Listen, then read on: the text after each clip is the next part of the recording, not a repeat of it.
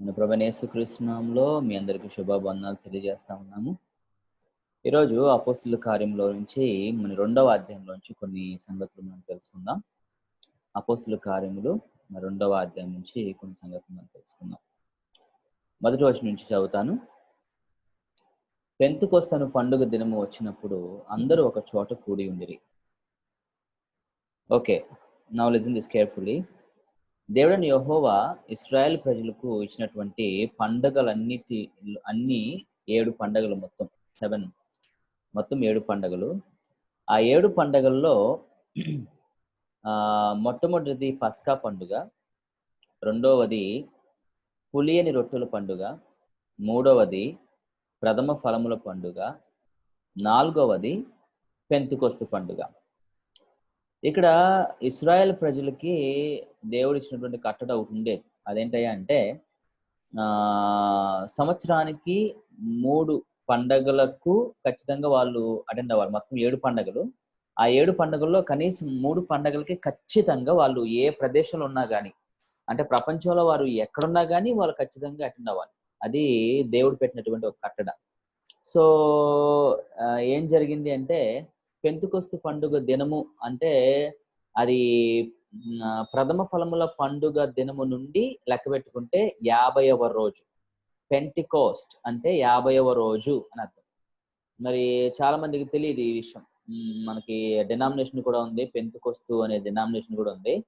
అయితే వాళ్ళు మీరు ఎవరిని అడిగినా గాని వాళ్ళకి చాలా మందికి తెలీదు. పెంతెకొస్తు అంటే అదో డినామినేషన్ ఆర్గనైజేషన్ అనుకుంటారు తప్ప పెంతెకొస్తు అంటే అది ఏమంటారు 50వ రోజు అనేది వాళ్ళకి తెలీదు.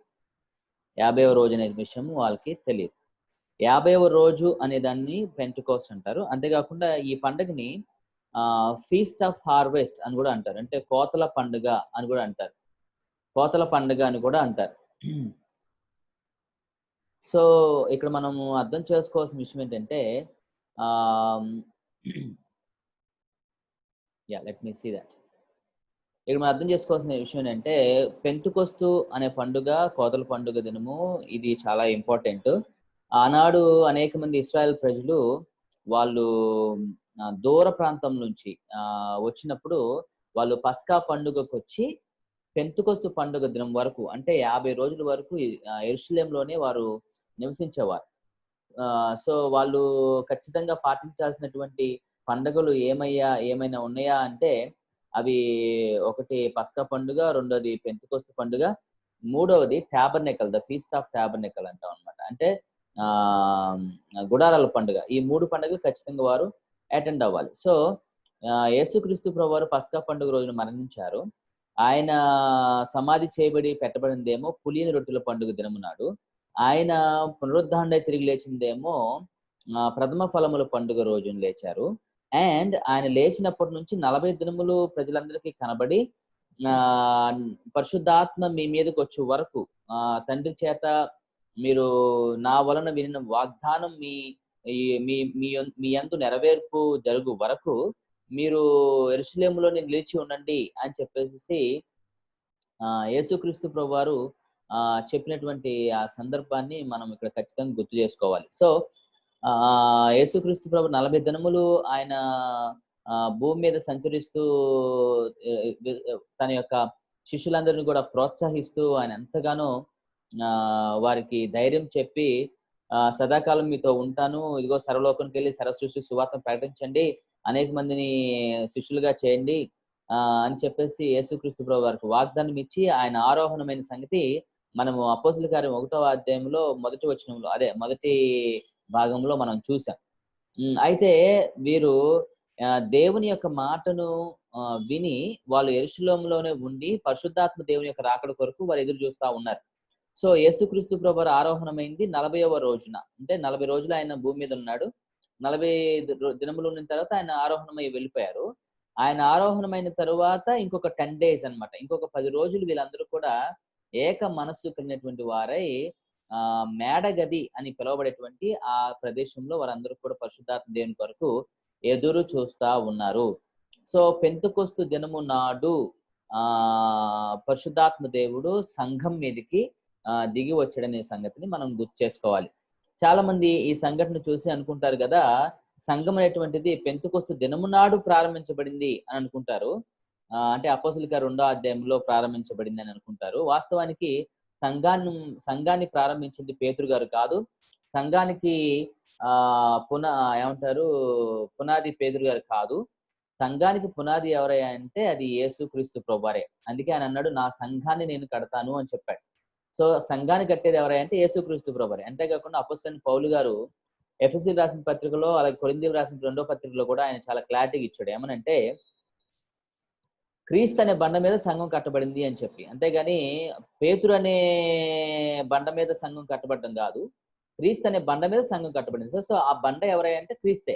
సో క్రీస్తు మీద సంఘం కట్టబడింది. పునాదులు ఎవరై అంటే అపోస్తులు అంటే శిష్యులు. అండ్ మిగతా ఉన్నటువంటి వారందరూ కూడా మనం గోడలు అలా అని చెప్పొచ్చు. అంటే దీన్ని బిల్డింగ్ లాంగ్వేజ్ అంటాము. అంటే ఒక కట్టడముతో పోల్చి మాట్లాడడం అన్నమాట ఇది. So this is what it is. So ఇక్కడ మనం గమనించాల్సిన విషయం ఏంటంటే, పెంతెకొస్తు పండుగ దినము వచ్చినప్పుడు అందరూ ఒక చోట కూడి ఉండిరి.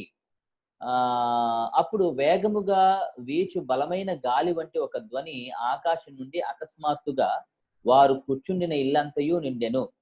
సో చాలా ఆశ్చర్యకరమైన విషయం ఏంటంటే, ఆ రోజుల్లోనే వాళ్ళు 3 ఫ్లోర్స్ బిల్డింగ్ ని వారు ఆ రోజు నిర్మించినట్టే చాలా ఆశ్చర్యంగా ఉంది. అంతేకాకుండా 120 మంది పట్టే అంత పెద్ద బిల్డింగ్ ని వారు నిర్మించారంటే చాలా ఆశ్చర్యంగా ఉంది. సో వారు కూర్చుండిన ఇల్లంతా కూడా మరి ఒక గాలి వంటి ఒక ధ్వని, బలమైన గాలి వంటి ధ్వని ఒకటి వేచడం, తర్వాత ఆకాశం నుండి అకస్మాత్తుగా వారందరూ కూర్చున్న చోటంతా కూడా ఆ యొక్క గాలి, ఆ ధ్వని అంతా కూడా వారికి వినపడడం, ఇవన్నీ జరిగినాయి. 3వ వచనంలో మనం చూస్తే, మరియు అగ్ని జ్వాల వంటి నాలుకలు విభాగింపబడినట్టు వారికి కనబడి వారిలో ఒక్కొక్కరి మీద వాలగా. సో ఇక్కడ మనకి ఏం కనబడుతుందంటే, దేవుని యొక్క ఎలా చెప్పాలి మీకు, దేవుని యొక్క కమింగ్ అనమాట. కమింగ్ అంటే ఆయన యొక్క ప్రవేశము, లేదంటే ఆయన యొక్క కమింగ్ ఏదైతే ఉందో దాన్ని ఎప్పుడు కూడా మనము ఈవెన్ రాజుల గ్రంథంలో కూడా మనం చూస్తాము. మొదటి రాజుల గ్రంథంలో కూడా మనం చూస్తాము. ముందు శబ్దాలు రావడము, ఆ తర్వాత అంతా నిమ్మలించడము, ఆ నిమ్మలించిన తర్వాత యెహోవా దేవుడు ప్రత్యక్షం అవడము అనేటువంటిది మనకి రాజుల గ్రంథంలో కూడా మనకు కనబడుతుంది ఏలియా టైంలో. అంటే ఇక్కడ మనకి ఏం గమనిస్తా ఉన్నామంటే, ఎందుకు వేగముగా వీచు బలమైన గాలి వంటి ఒక ధ్వని ఎందుకు రావాలి, ఆకాశం నుండి ఎందుకు అకస్మాత్తుగా రావాలి అంటే, it is one of the significance. లేదంటే మీకు ఎలా చెప్పాలి, alright, let me tell you this way. ఎట్లా చెప్తామంటే, ఇప్పుడు ఏదైనా ఒక ప్రత్యేకమైనది జరుగుతుంది అన్నప్పుడు అక్కడ కోలాహలం అనేటువంటిది ఒకటి ఉంటది. లేదా ఒక ఒక ఒక అంబులెన్స్ వెళ్తుందంటే దాని యొక్క వాట్ వి కాల్, దాని యొక్క సౌండ్ అనేటువంటిది ఉంటది. అట్లాగే ఇంకా మనము ఇప్పుడు ఫర్ ఎగ్జాంపుల్ ఒక పెళ్లి ర్యాలీ జరుగుతుంది అనుకోండి, అక్కడ కూడా మనకి సౌండ్ అని మనకి వినిపిస్తా ఉంటది. అంటే is there a need of any sound like that? Of course, the Holy Spirit also had that such kind of thing. అలాంటిది మనం చూస్తా ఉన్నాం ఇక్కడ కూడా. సో ఒక ధ్వని వినపడినట్లుగా మనం చూస్తా ఉన్నాం. వారు కూర్చుని ఇల్లంతా కూడా మరి అది నిండి వారి మీద అగ్ని జ్వాలలు వంటి నాలుకలు విభాగింపబడినట్టుగా వారికి కనబడి వారిలో ఒక్కొక్కరి మీద రాలగా. So it's really interesting. అంటే అగ్ని జ్వాలలాగా వారి మీద ఒక్కొక్కరి మీద వ్రాలగా అంటే అది చాలా ఆశ్చర్యంగా ఉందన్నమాట. మీకు నేను అది చూపించాలనుకున్నాను. ఐ థింక్ మీరు అలాగే ఉంటే I will try to show you that. అంటే ఏ విధముగా వారి మీదకి పరిశుద్ధాత్మ దేవుడు అలా దిగి వచ్చారు అనేటువంటిది, అగ్ని జ్వాలల వలె వారు ఎట్లా అనుభవించారు అనేటువంటిది మీకు చూపించాలని అనుకుంటున్నాను. It's really very very amazing. అంటే అక్కడ ఉన్నటువంటి 120 మంది మీదకి వచ్చిందా, లేకపోతే ఓన్లీ 12 మంది శిష్యుల మీదకి వచ్చిందా అనేటువంటిది ఒక ఆర్గ్యుమెంట్.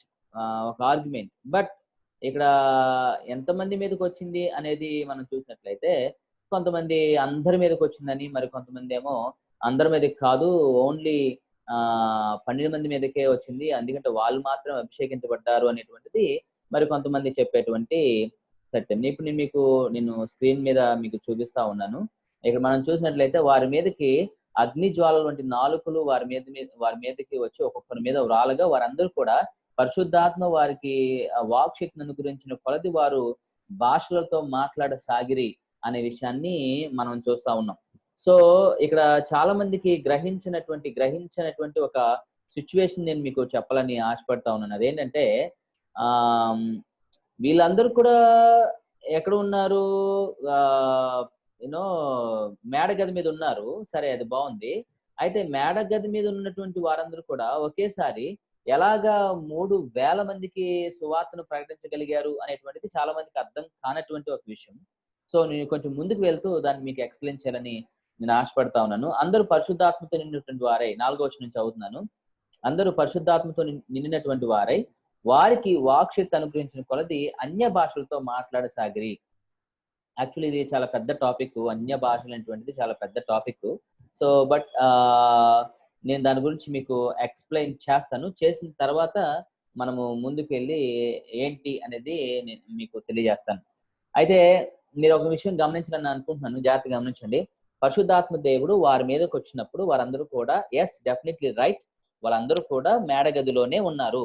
ఆ మేడగదిలో వారందరూ 120 మంది మాత్రమే ఉన్నారు. అయితే వారి మీదకి పరిశుద్ధాత్మ దేవుడు వచ్చినప్పుడు, వారికి వాక్శక్తి అనుగ్రహించినప్పుడు, వారి భాషలతో మాట్లాడుతున్నప్పుడు ఇక్కడ బైబిల్‌లో మనకు రాయబడలేదు, కానీ బహుశా వాళ్ళు ఆ మేడగది నుంచి కిందకి దిగి వచ్చి ఎక్కడైతే ప్రజలు గుంపులుగా ఉన్నారో, ఎక్కడైతే ప్రజలు ఎక్కువగా ఉన్నారో ఆ ప్రదేశంలోకి వెళ్ళి వారు మాట్లాడుతూ దేవుని సువార్తను ప్రకటిస్తూ వారి యొక్క దేవుడు వారికి అనుగ్రహించినటువంటి వాక్శక్తి కొలదిగా వారు భాషలతో మాట్లాడుతూ సువార్తను ప్రకటించడానికి వీధులన్నీ కూడా, అంటే ఆ చుట్టుపక్కల ప్రాంతాలన్నీ కూడా వారు తిరిగినట్లుగా మనం ఖచ్చితంగా లాజికల్ గా అర్థం చేసుకోవచ్చు. బైబిల్ అయితే రాయబడలేదు. లాజికల్ గా అర్థం చేసుకోవచ్చు. ఎందుకంటే అపొస్తలుడైనటువంటి పేతురు గారు ఆయన ప్రవచించినప్పుడు, అంటే ఆయన ప్రసంగించినప్పుడు ఇంచుమించు 3,000 మంది రక్షించబడ్డారు అంటే అక్కడ ఓన్లీ 3,000 మందే లేరు.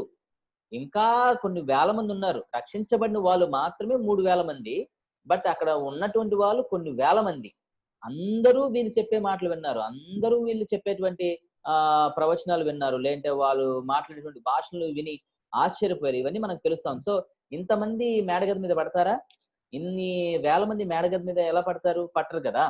సో ఇక్కడ మనకి అర్థం చేసుకోవాల్సిన విషయం ఏంటంటే, అవును, వారి మీదకి పరిశుద్ధాత్మ దేవుడు వచ్చినప్పుడు వారు మేడగదిలోనే ఉన్నారు.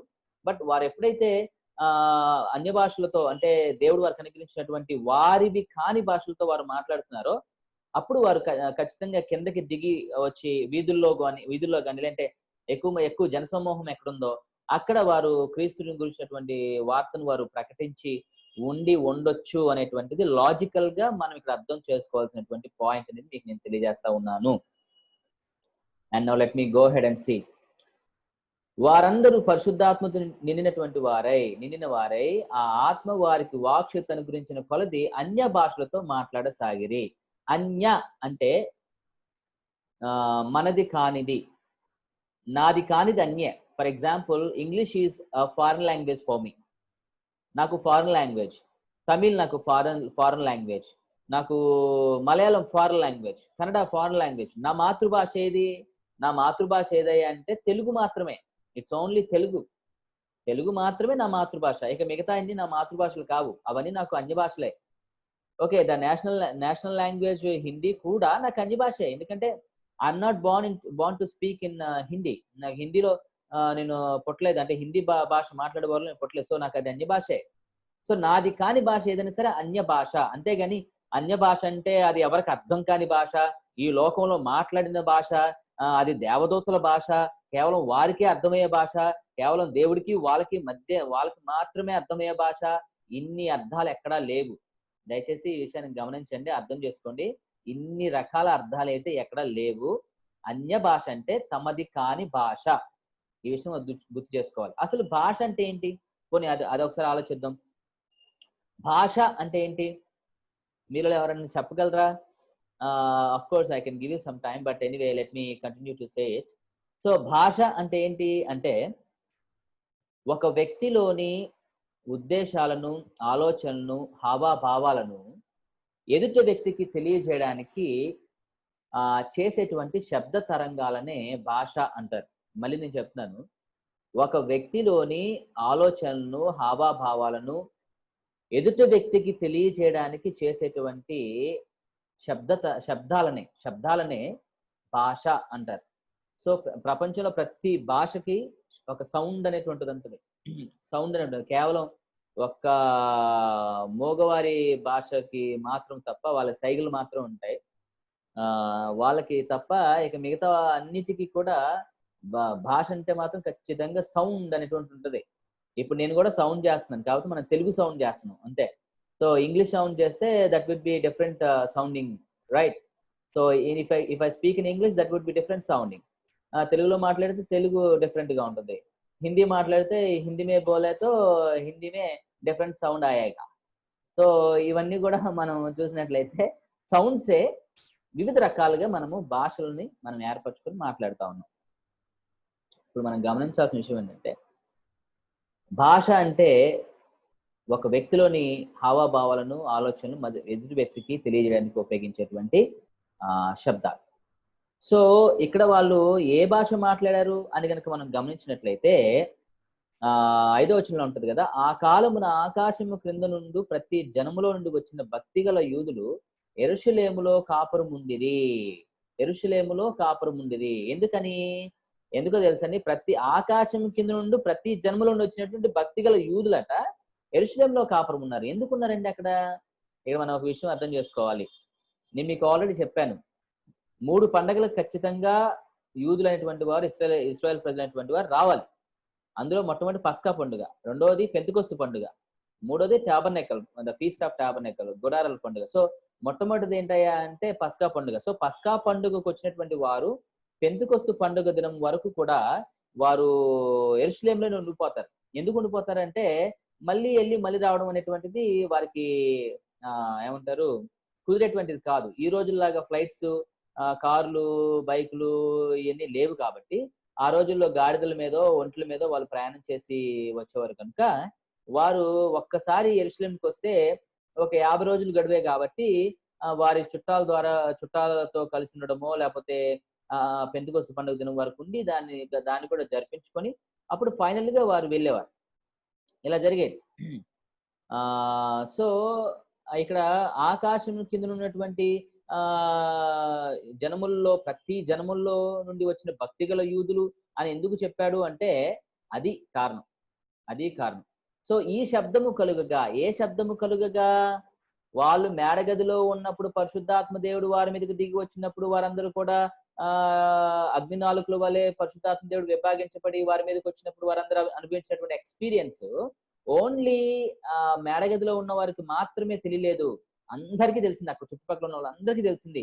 ఎందుకంటే that could have been like ఒక థండరింగ్ లాగా, ఒక మెరుపు వస్తుంది కదా మనకి. ఆ మెరుపు ఎంత భయంకరంగా అయితే మనకి ధడేల్ అని అనిపిస్తుందో, ప్రాబబ్లీ పరిశుద్ధాత్మ దేవుడు వారి మీదకి వచ్చినప్పుడు అలాంటి ఒక సౌండింగ్, అలాంటి ఒక లైట్నింగ్, లేకపోతే సంథింగ్ అదేంటో మనకి తెలియదు, బట్ అలా ఖచ్చితంగా వచ్చిండొచ్చు. సో ఈ శబ్దము కలిగినప్పుడు జనులు గుంపులుగా కూడివచ్చి ప్రతి మనుషుడు తన స్వభాషతో వారు మాట్లాడట విని కలవరపడిరి. సో ప్రతి మనుషుడు తన స్వభాషతో వారు అంటే ఎవరు? బహుశా మనం శిష్యుల్లాకి వెళ్దాం. శిష్యులు మాట్లాడడం చూసి వాళ్ళు కలవరపడ్డారంట. కలవరపడడం అంటే ఏంటి? ఆశ్చర్యపోయారు. హౌ ఇస్ ఇట్ పాసిబుల్, ఎలా ఇది సాధ్యం అని కలవరపడిపోయారు. అంటే ఫర్ ఎగ్జాంపుల్ నేను తెలుగోడిని, నేను for example if I speak in Chinese such a very fluent గా నేను మాట్లాడాను అనుకోండి చైనా భాషలో, ఖచ్చితంగా చైనా వాడు నన్ను చూసి ఆశ్చర్యపోతారు. ఫర్ ఎగ్జాంపుల్ ఒక అమెరికన్ నేటివిటీకి చెందినటువంటి వాడు లేదా ఒక స్త్రీ గాని తెలుగులో ధారాళంగా మనకులాగా మాట్లాడేస్తే తెలుగులో ఆశ్చర్యపోతాం. అమ్మో ఏంట్రా వీళ్ళు ఎంత స్పష్టంగా మాట్లాడుతున్నారు, మన ఆంధ్రాలో పుట్టినట్టు మాట్లాడుతున్నాడు వీడు, అమెరికన్ వాడు కూడా ఎంత ఆశ్చర్యం అని చెప్పి మనందరం ఆశ్చర్యపోతాం. ద సేమ్ వే వీళ్ళు కూడా ఆశ్చర్యపోయారు.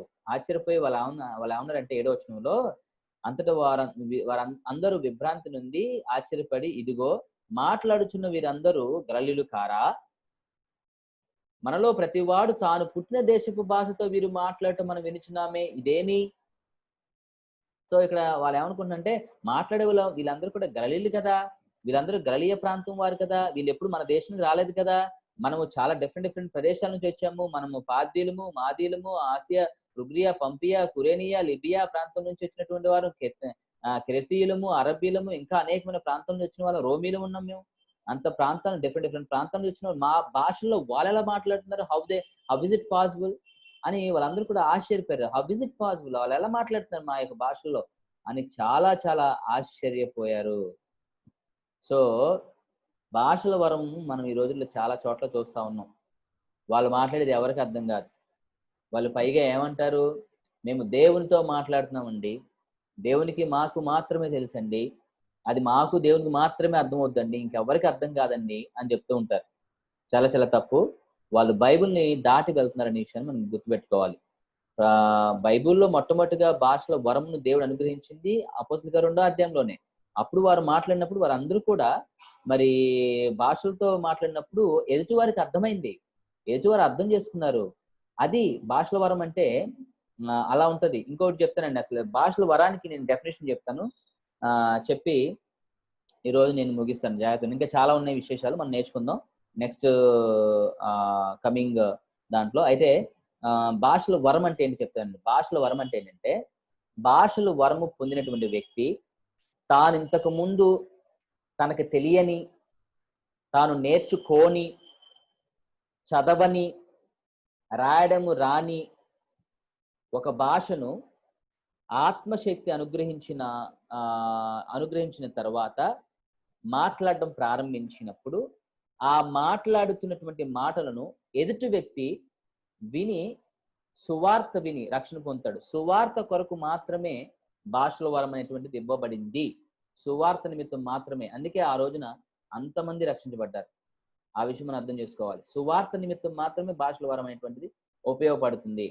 ఒకవేళ ఈ సెషన్ కనుక ముగిస్తే మరలా జాయిన్ అవ్వండి. ఎందుకంటే ఇది ఆగిపోవచ్చు. ఆగిపోతే మళ్ళీ సేమ్ పాస్వర్డ్తో జాయిన్ అవ్వండి. We will have a prayer. So let me try to tell you this. So భాషల వరం అంటే ఏంటంటే, నీకు తెలియని, నువ్వెప్పుడు చదవని, నీకు రాని, నువ్వెప్పుడు రాయడం తెలుసుకోనటువంటి ఒక భాషని సువార్త నిమిత్తము ఎదుటి వారిని రక్షణలో నడిపించే నిమిత్తము దేవుని చేత నువ్వు దేవుని చేత నింపబడి వాడబడ్డమే భాషల వరము అంటే. అది మనం గ్రహించాలి. సో ఈ విషయాన్ని మీరు అందరూ అర్థం చేసుకోవాలని నేను మనపూర్వకంగా మనవి చేస్తా ఉన్నాను. రైట్. సో ఇక్కడ ఉన్నటువంటి వారందరూ కూడా వారి భాషలలో మరి వీరు మాట్లాడటం విని చాలా ఆశ్చర్యపోయి ఇదేమి మనం వినుచున్నామే, మన భాషల్లో వారు మాట్లాడుతున్నారే, వీళ్ళు గలిలయులు కదా, మన దేశం ఇప్పుడు రాలేదు కదా, మన నేటివ్ భాషలో మాట్లాడుతున్నారని చెప్పి ఆశ్చర్యపోయారు. ఇక్కడ 16 ప్రాంతాల నుంచి వచ్చినటువంటి వారు ఉన్నారండి. 16 ప్రాంతాల నుంచి వచ్చినటువంటి వారు. ఓకే. పార్థీయులు, మాదీయులు, ఎలామీలు, మెసొపొతేమియలు, యోదియా, కప్పదోకియా, పొంతు, ఆసియా, ఫ్రుగియా, పంఫులియా, ఐగుప్తు అను దేశమందుల వారు, కురేనియా దగ్గర ఉన్నటువంటి లిబియా ప్రాంతం వారు, రోమా నుండి వచ్చిన వారు, యూదులు, యోధా మత ప్రవేశులు, క్రేతీయులు, అరబీలు,